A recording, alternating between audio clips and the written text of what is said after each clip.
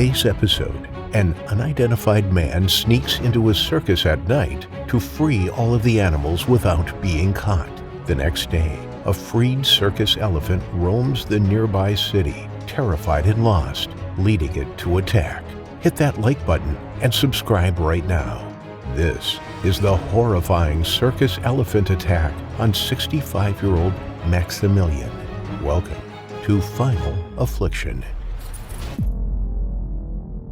Circus Francordia has been operational since 1976, and they have it all. Trapeze artists, clowns, magicians, food, and rides. But what they're really known for is their animal acts, especially the Elephant Parade, where dozens of the world's biggest mammals are shown off with their masterful tricks and ability to wow crowds of thousands of people at a time. Germany is one of the very few countries in the world to still have an operational circus. Some, like Cirque du Soleil, have done away with animal acts entirely. It's understandable, since accounts of animal abuse in circuses have plagued their history ever since they started doing the rounds hundreds of years ago.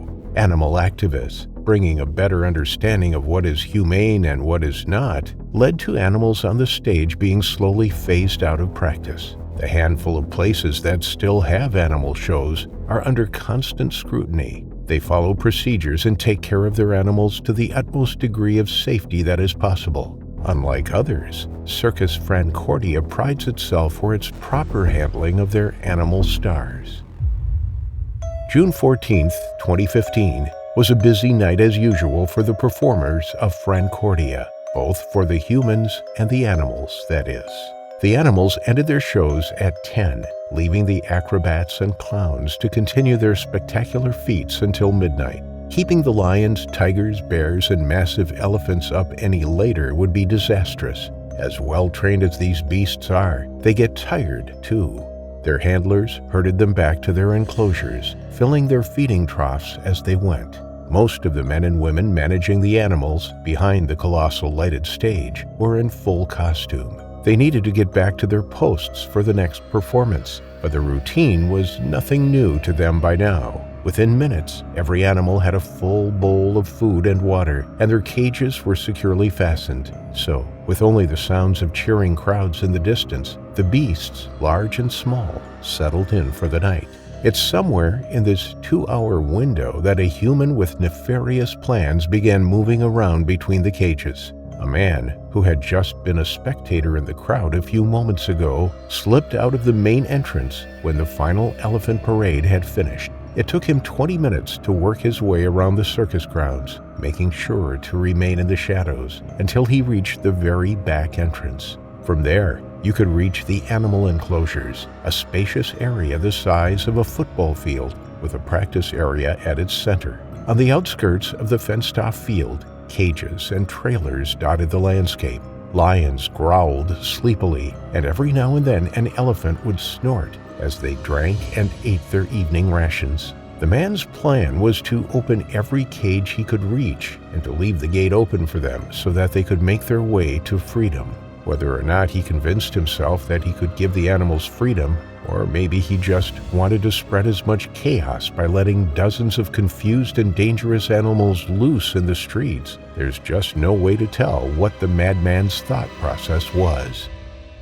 The closest metal cage to him held an elephant named Baby. She had been with the circus since she was born 34 years ago. The staff affectionately called her Baby because she was such a well-mannered and even cuddlesome animal. The performers liked to sneak her treats when her trainer wasn't looking, and she was a definite favorite of the employees. The man grabbed the thick metal handle of the padlock and dragged it back as quietly as he could, but the metals squealed against each other, echoing horribly across the field. The animals were startled by the sound, and there was a flurry of movement from their cages. The bears pawed noisily at the bars, the lions roared and growled, and the elephants stomped with agitation. Even the llamas and zebras at the other side of the field started neighing. The upsurge in noise and movement alerted the two guards that were on the far side of the field. They immediately went around with their flashlights, checking on each individual cage.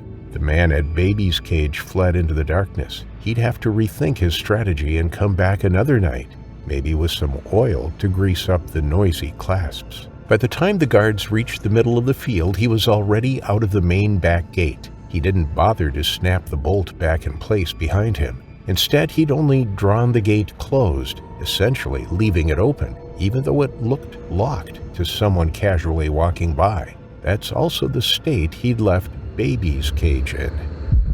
The night wore on. The guards, the staff, and even Baby were completely unaware of the unbolted cage and gate. The performers finished their acts, and the spectators made their way home. Slowly, Circus Francordia became completely silent. The only movement was the guards patrolling the grounds every hour or so. At around 4 in the morning, it was still dark out when the guards made their final scan of the grounds, tents, and stalls. Most of the animals were still fast asleep, but some were starting to stir. Baby was one of those early risers. When the flashlights passed her enclosure, she decided it was time to have some water before catching another hour or two of sleep before it got light out.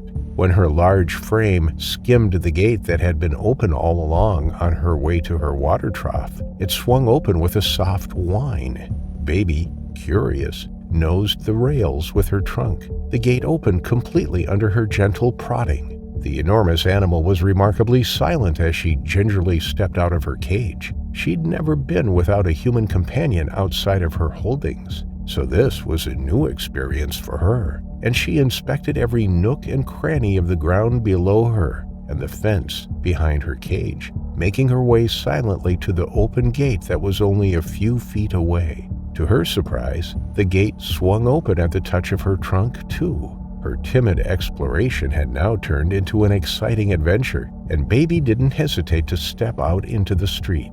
On the ground, she found a discarded hamburger that she didn't like the taste of, then a few lone French fries lying on the ground. She decided that these were delicious, and she ventured out further to see if she could find some more. She nosed a few trash cans and stuck her trunk into a drain hole, wandering farther and farther away from her familiar surroundings. When the darkness started turning opaque on the horizon, Baby decided it was time to go home. It would be breakfast soon, and besides the few potato chips, she hadn't found anything edible on her way. But Baby realized that she was utterly and completely lost.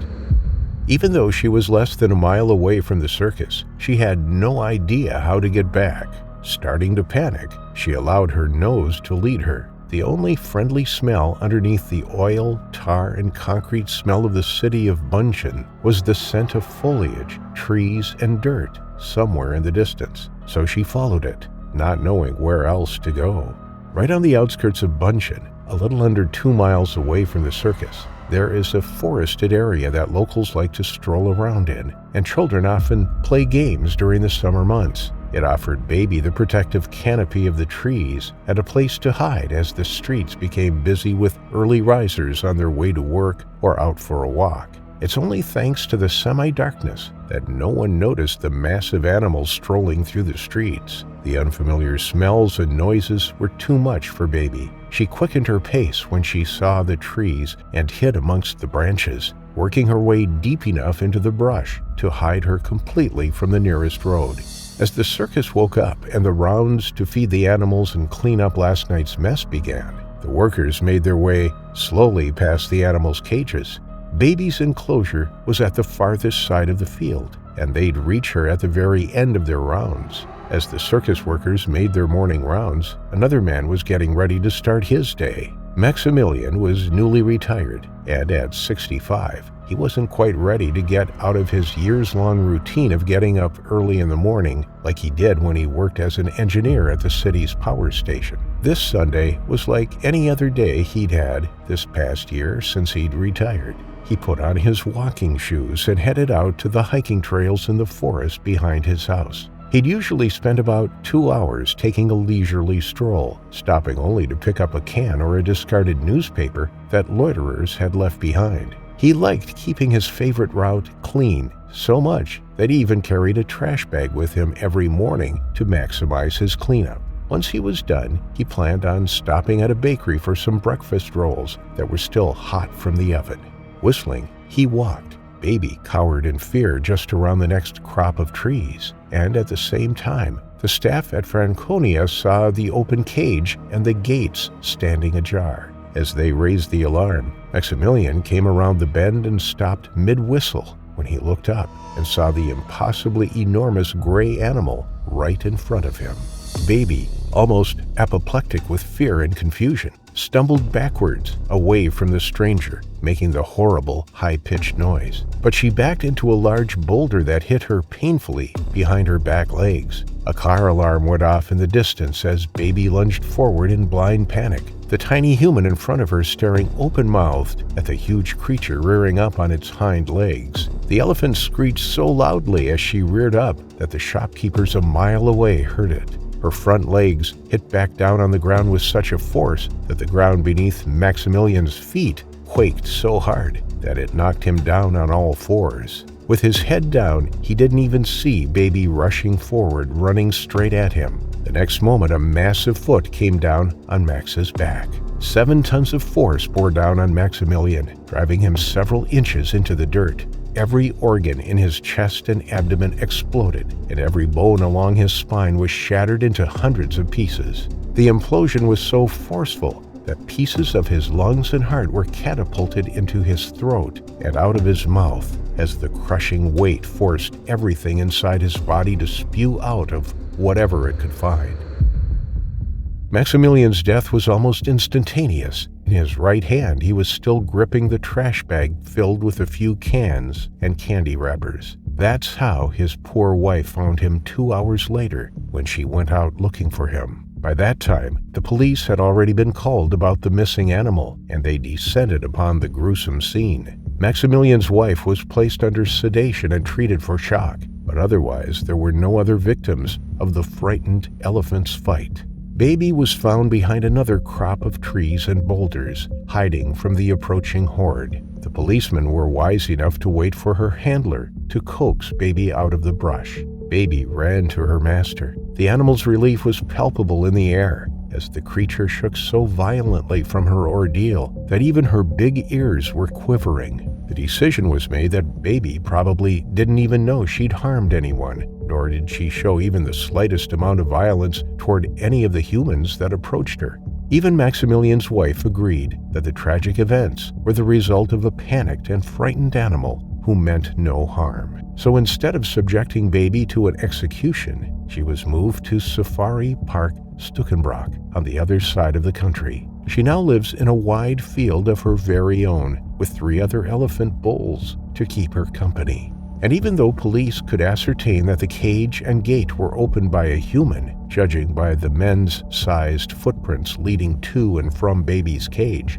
the man in the night was never identified. He might have thought about coming back, but with the new security measures in place, that would be virtually impossible to achieve without detection. So we will probably never know the identity of the man responsible for the horrendous events of that day that led to an innocent 65-year-old man's terrifying final affliction.